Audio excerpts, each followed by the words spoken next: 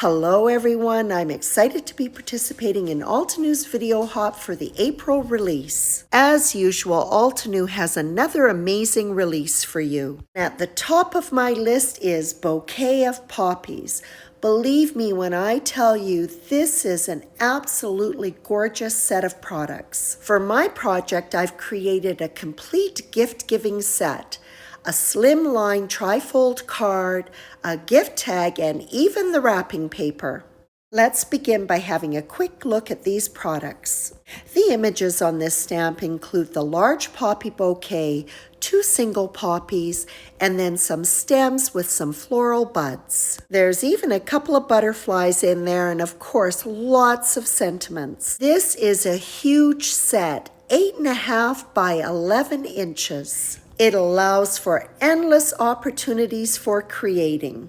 If you like to color quick and easy like I do, there's a fantastic 8-piece stencil set. These layering stencils will color all of the images that are included in the stamp set. Finally, the coordinating die set cuts the 2 single poppies, the flower buds, and butterflies. I'm going to begin by creating my wrapping paper. Going to be stamping on white craft paper that measures 18 inches wide by 24 inches long. Because the paper is so large, I had to figure out a way that I could stamp it because I wasn't going to be able to use my stamping platform. For the smaller images, I can use acrylic blocks, but for the large poppy bouquet, I am going to use my plate from my die cutting machine. I'm also placing my paper on a large piece of foam that I had on hand. Before I got started, I did play around with this a little bit. When I stamped the image just directly on the paper sitting on my work surface, I didn't get an even impression. Adding the foam in there just gives enough give that when I go over this with my pressure tool, I'm able to get an image that is nice and crisp. All of the images are being stamped with black VersaFine ink. I'll be stamping one image at a time. So after I've stamped one floral bouquet, then I'll shift my paper and turn my stamp around, configuring it a little bit differently, and stamp it again. As I place my stamp down, I come straight down. I'm careful not to give it any movement at all so that I maintain those crisp edges. For this application, a pressure tool is your best friend. I continue in this manner until I have this large image in various areas across the entire sheet of paper. I believe I stamped this large image 7 times, although not all 7 were full images as I took some of them off the edge of the paper. Now I'm going to start filling in with the 2 single poppies. I've switched over to an acrylic stamping block. This one has little feet that hold the image above the paper so I can position it and then depress it with my pressure tool. Again, I'm working one poppy at a time, placing them randomly in various areas across the sheet of paper. And I make sure that I run some of the images off the edge. For the wrapping paper, I did not use any of the stems with the flower buds. I did, however, add in a few butterflies here and there. You might be thinking, oh my gosh, all of that coloring, but honestly, I would not have even attempted this if it didn't come with that fantastic stencil set. And in true Altenew fashion, of course, there's a step-by-step layering guide. I'll be applying Altenew's fresh dye inks using their new micro blending brush set. This set is made up of 4 brushes in 2 different sizes. These brushes are fantastic. The brush end is very dense and soft. The inks go on beautifully. I'll start off by coloring just the poppies on the large poppy bouquets. I have 2 different color combinations that I'm using. The color combinations will be divided between the 7 bouquets. This first color palette was applied to 3 of the bouquets. I'm starting off with the first stencil, which I'll work on all 3 of them with Morning Frost, a very soft gray. I don't apply a lot of pressure. I want my coloring to be soft and airy. I do, however, exert a little bit of extra pressure at the base of the petal so that the color is more saturated there, giving it a shadow area. The second stencil is lined up, and now I'm going to apply a pretty yellow called Mango Smoothie. The stencil is moved over to the other grouping of poppies, lined up, and the same color applied. Stencil 3 will complete the coloring of the poppies with a pretty color called Caramel Toffee. When I'm finished adding the color to this group of poppies, then I'll move my stencil over to the other ones and complete those. Then these stencils are wiped down. I like to use baby wipes and then follow up with some paper towel to dry them completely. I'm also going to clean off my blending brushes because I'm switching to a completely different color palette. I run the brushes under water and then use a little stamping cleaning tool that has soft texture on it to rub the brush against. The brushes are then stood up, brush end on paper towel and left to dry, and surprisingly, it doesn't take long at all. For the next set of flowers on the poppy bouquets, I'll be starting off with a soft pink called Cotton Candy. As with all of the ink application, I exert just a little bit more pressure at the base of each petal to concentrate that color. Then as I work upwards towards the petal's edge, I lighten it so that it is a very soft hue. For stencil 2, I'll be applying soft lilac. The purples and the pinks look amazing together. It's my favorite combination. Together with those yellow poppies, it looks so beautiful. For the third stencil, I'll introduce a purple that is a little bit deeper called Lavender Fields. And with the coloring of all of these poppies, I am able to line up these stencils in record time. If there was a race, I'm pretty sure I'd win it. And just look how pretty these lavender poppies look with the yellow ones. Now on to the leaves and stems. The first stencil is going to provide a base layer of color, and I'm applying frayed leaf. To create some depth, I'm using the same technique that I used on the flower petals. I'll apply a bit more pressure at the base of the leaf, and then as I work to the outside edges, I lighten it up so that there's a nice gradient. To complete the second stencil layer, I'll be working with Evergreen, a dark green. This will apply the detail to the leaves. There are two different sections. The one that I'm working on right now will add detail to the top half of the bouquet. And then the second section will apply the detail to the lower half of the bouquet. All of the stencils are clearly numbered and lettered, so it is very clear what goes with what. The stenciling for the foliage was completed in the same way in which I did the flowers. I first colored the base layer for the leaves on all of the images before moving on to the sections that put in the details.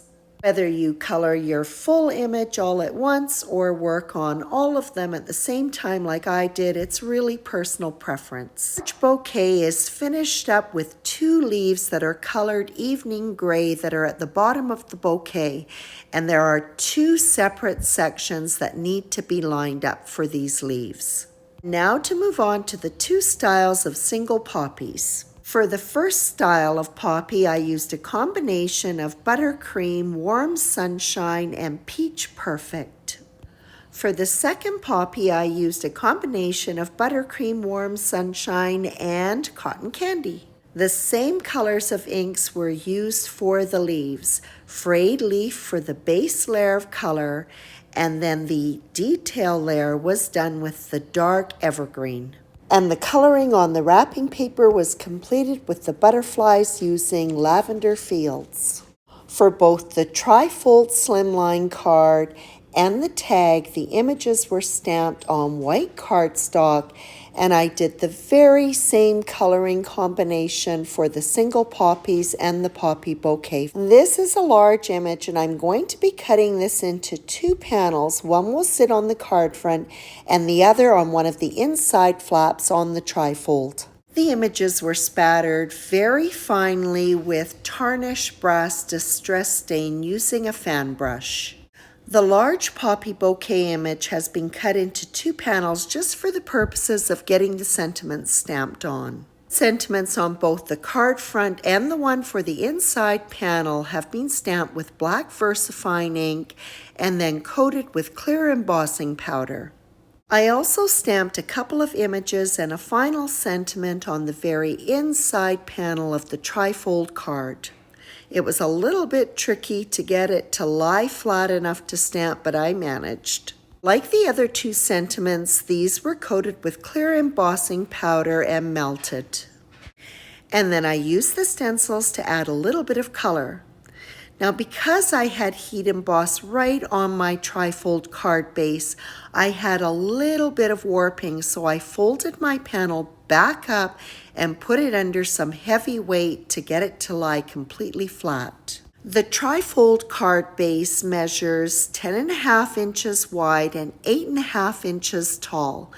It was scored at 3.5 inches and 7 inches. To ensure the flap on the right-hand side would lie completely flat when the card was closed up, I took just a hair off of that outside edge. 2 panels that were cut down from the poppy bouquet were already the same height as the card base, 8.5 inches, and now I'm going to trim down the width so that it is 3.25 inches. The panel with the longer secondary sentiment will go on the inside flap. It will be aligned to the left-hand side. 1/4 inch wide gold glitter washi tape will be added to the edge of that panel. In addition to the adhesive that's on the back of the tape, I've added on some liquid adhesive just to ensure that it's not going to peel up.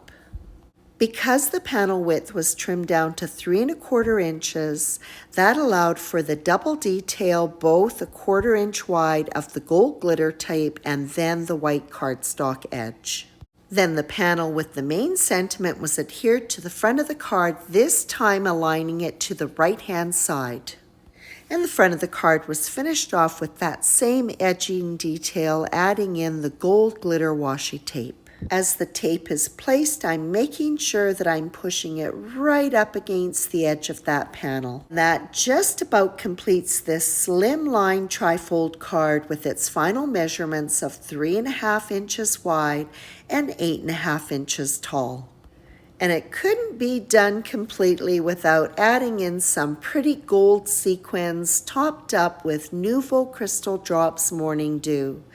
The Morning Dew dries clear, giving these a jewel-like appearance. Now on to the tag, and I'm going to start off by preparing my ribbon. I have some rayon seam binding, which really accepts color well, and I'm spraying it with Distress Stain Twisted Citron, followed by Fossilized Amber. And so sometimes miracles happen. I actually remembered to put on my rubber gloves before I stained the ribbon. To get a crinkly look, I took the ribbon, squeezed it into a ball to remove the excess moisture, and then set it aside to dry as is. Coordinating dies are used to cut out the single poppies and the flower buds, which will go on the tag. 2 consecutive dies from an oval nesting die set was used to cut the gold glitter cardstock and then the larger white cardstock for the base of the tag. After the 2 were adhered together, a hole was punched at the top of the tag. The die cut sentiment for the tag is from the newly released Timeless Sentiments 2 die set. This set is made up of 6 large sentiments which have accompanying shadow dies. This sentiment has been die cut from the same gold glitter cardstock which was used on the inside oval on the tag, which by the way also coordinates very well with the gold glitter washi tape that is on the trifold card. Shadow die was also used to cut white sheet foam and the sentiment was stacked on it. 2 single poppies were then adhered to the front of the tag. For the second poppy, liquid adhesive was placed just on the stem and a foam square was used to pop up the flower's head. The sweet little flower buds are going to be adhered to the back of the sentiment. Working one bud at a time, the sentiment will be positioned on the tag so that I can figure out where the bud is going to go, and then it is adhered. I love these twisty-turny stems. It makes them perfect for wrapping around the sentiment.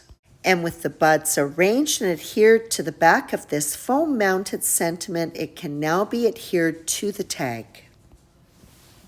A long length of ribbon was colored with the intention of using some of it with the wrapping paper. I've cut a piece off which I'm going to tie on to the top of the tag. One end was threaded through the hole and then both of the ribbons together were looped together and then a slip knot formed. And then I just pulled it tight right at the base of the ribbon where it meets the tag. And this tag was finished off by simply cutting the ends of the ribbons at an angle.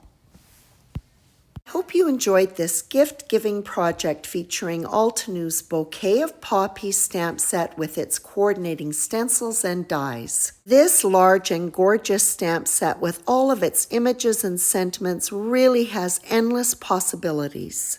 Be sure to hop along with us for lots of inspiration. The entire release is just fantastic. And there's lots of prizes, so make sure that you leave a comment for a chance to win. The link for your next stop is in the description down below. Thank you so much for visiting, and as always, I appreciate your visit.